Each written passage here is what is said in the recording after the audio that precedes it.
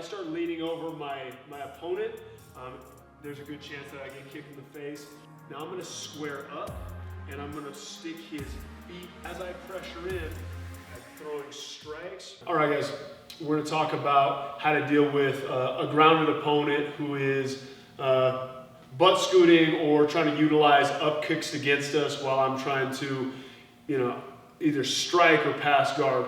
The first thing that I have to really worry about in MMA is these up kicks. If I start leaning over my opponent, there's a good chance that I get kicked in the face.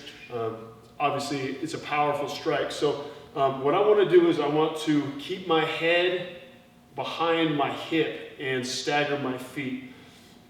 And now once I've closed some distance and I get my knee in between his legs, I'm going to get contact with the tops of his feet. Now that I've done that, I've mitigated his up kicks a bit.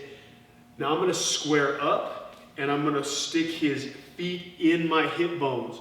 Again, blocking his ability to up kick at me.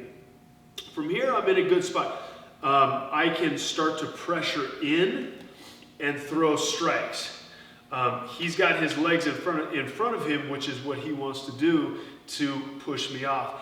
I know that, so thinking a step ahead, I'm going to try to get him to push away with his legs by throwing strikes. So as I pressure in, I'm throwing strikes, and as he starts to push away with his feet, I'm going to pop my hips, which makes my body flat, and it doesn't give him a shelf to continue to control my body with.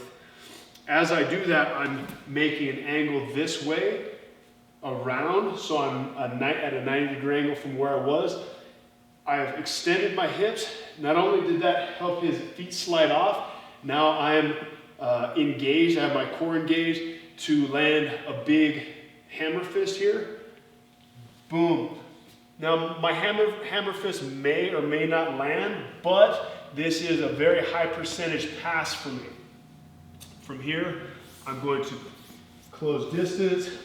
His legs are already to the side. I'm going to pin them, and now I'm going to work whatever I can with my striking or my submissions.